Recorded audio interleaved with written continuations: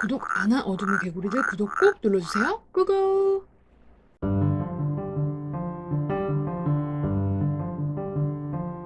안녕하세요. 복만의 편집장입니다. 텀이 너무 길었죠. 저번에 올렸던 여러분은 독자가 원하는 걸 너무 모른다 2탄 영상 올리겠습니다. 독자도 싫어하고 작가도 결국 쓰다가 머리 쥐어뜯게 되는 스토리 설정 알아보도록 하겠습니다. 캐릭터를 매력 빠지게 그리면 안 되고 스토리를 힘 빠지게 만들면 안 된다. 정말 당연한 이야기죠. 댓글은 영상 끝까지 보시고 달아주세요. 남자의 사랑에 진짜로 이유가 없다? 제가 지난번 영상에서 예뻐서 반했다고 쓰지 말라 이렇게 얘기했었죠. 남주가 여주한테 빠졌는데 이유가 뭘까? 이유가 있어서는 안 된다 라고 말씀을 드렸더니 진짜로 이유가 없게 만드는 거야.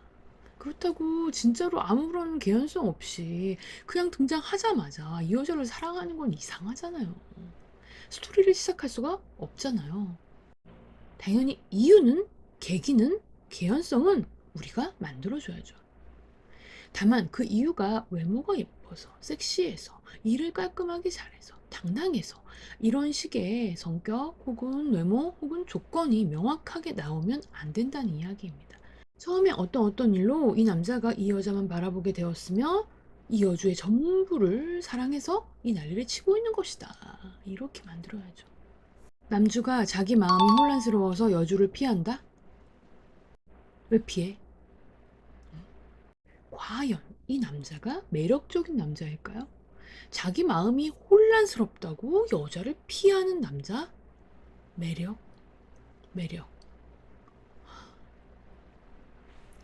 뭐 어떤 감정인지 헷갈릴 수 있지. 그렇다고 피하는 건 진짜 아니지. 현실 연애를 생각해봐요. 이건 현실로도 너무 구리잖아요. 어떤 놈이랑 나랑 썸을 타고 있었어. 난 이게 썸인 줄 알았어.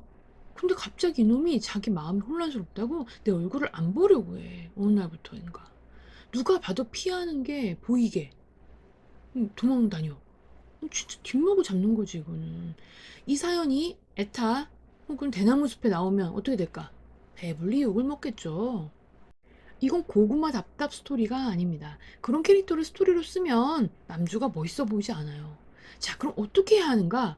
내가 이 여자를 좋아하는 건지, 왜 이런 기분이 드는 건지 잘 모르겠다. 그럼 더 부딪혀야지. 뭐든 부딪혀 봐야지.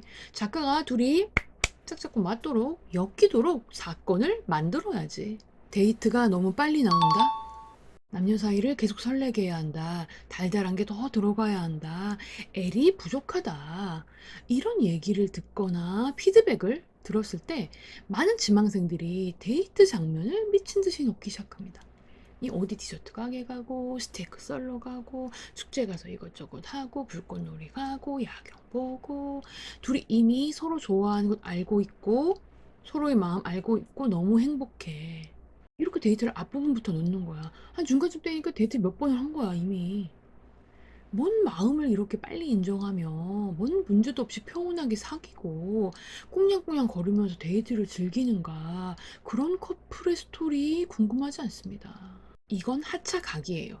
누가 평범한 커플의 데이트 장면을 돈을 주고 보고 싶겠습니까? 추가로 상견례 같은 혹은 한쪽 부모님을 만나는 장면. 어떤 갈등이 아니라 하하호호 막 즐거운 거야. 이런 거는 이런 1일 드라마에서 방영 회차 늘릴 때는 하는 거죠. 그리고 드라마에서도 뒷부분에서 해요. 드라마는 밥 먹으면서 그냥 틀어놓기라도 하지만 웹소설은 돈 주고 보는 거라 그냥 틀어놓지 않습니다. 설레는 장면과 데이트를 착각하지 마세요. 달달한 거랑 데이트를 착각하지 마세요. 키스한다고 데이트 아닙니다. 키스는 전투 나가서도 피 철철 흘리면서도 할 수 있어요. 왜 못해? 사랑꾼? 좋습니다. 하지만 처음부터 너무 평화로운 상황이고 사랑꾼으로 시작을 하면 과연 읽는 재미가 있을까요? 데이트는 나중에 후반부에 결말에 하세요. 참고로 데이트를 보고 싶어 하는 사람도 있지만 갈등 다 끝난 후에 알콩달콩 해피 에버 애프터를 좋아하는 거죠. 그리고 데이트 장면을 안 보고 싶어 하는 사람도 생각보다 많아요. 힘든 시련 다 이겨내고 갈등 다 해결하고 난 다음에는 허무해져서 구매를, 독서를 멈추는 경우도 있습니다. 이 문제 때문에라도 뒷부분에 데이트를 배치하는 게 좋아요. 어쩌면 어떤 분들이 이런 말을 할 수도 있을 거예요. 설레는 남친, 여친 에피소드 인터넷 게시판에 나오면 다들 엄청 읽지 않느냐, 엄청 댓글 달지 않느냐. 일단 그 글을 돈 주고 안 읽잖아요. 2단 그 에피소드를 자세히 살펴보세요. 참고로 실패한 이벤트는 적는 게 아닙니다. 남주의 서프라이즈 실패 장면, 프로포즈 하는데 벌벌 떨거나 눈물 보이거나 그 놀래키려는데 잘 안 됐고 서프라이즈가 이제 망한 거지. 그 여주가 눈치가 좋아가지고 바로 빠삭 알아채고 막 이런 거 있잖아요. 되게 현실적인 거. 구질구질하게 보이니까 웬만하면 넣지 마세요. 캐릭터 설정에도 맞지 않고. 굳이 하이퍼 리얼리즘 만들지 말란 얘기입니다. 시놉시스에 명확하지 않은 표현이 너무 많이 나온다. 혼란스럽다, 묘한 감정이 든다. 이 두 말은 최대한 빼세요. 제가 이렇게 명확하게 예시를 꽂아 드리는 이유는 시놉시스에서 정말 너무 많이 봤어. 그게 정확하게 무슨 뜻인데? 질투심이야, 소유욕이야, 사랑이야, 뭐야? 주인공 당사자는 몰라도 쓰는 사람은 그 단계를 알아야겠죠. 그 감정이 어느 단계인지 알아야겠죠. 이것도 안 됩니다. 위로가 되어준다, 힘이 되어준다. 이렇게 시놉시스에 쓰여 있는 경우에 정확하게 장면 설정한 사람 거의 없어요. 어떻게 위로가 되어주는 건데? 어떻게 힘이 되어주는 건데? 말로 뭐라고 말할 건데? 그리고 그 힘과 위로가 되어주는 말은 교훈적이고 계도적인 대사가 아니면서 뜬구름 잡는 대사가 아니어야 합니다. 이거 가능한가요? 여주가 마법석이 필요해. 그거 없으면 여주 시한부라 죽는 설정이다. 여기서 남주가 같이 찾아보자. 내가 네 옆에 항상 있을게. 요딴 소리 하면 감동적일까요? 아니요. Nope. 눈에 불을 켜고 이틀 안에 마법석 찾아내서 여주 앞에 탁 놓으면서 오다 주었다. 그러니까 죽는다는 소리 내 앞에서 하지 마라.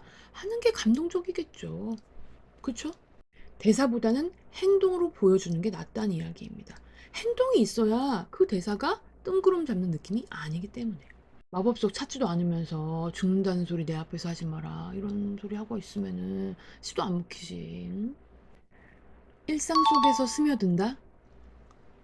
도대체 어떻게 스며들 건데요?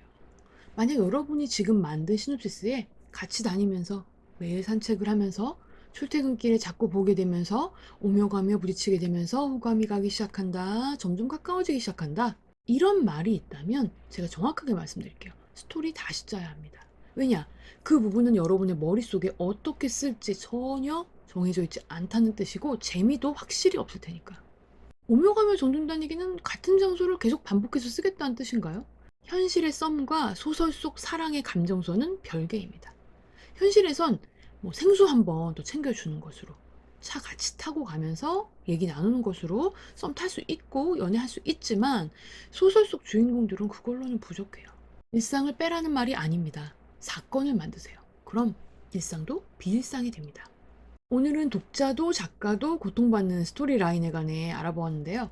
사실 시놉시스를 더 쫀쫀하게 짜면 제가 설명한 이런 구간은 보통 사라지게 되어 있습니다.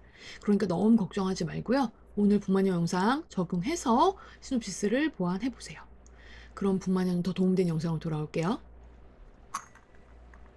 이 종이 울리면 당신은 글을 쓰러 가게 됩니다.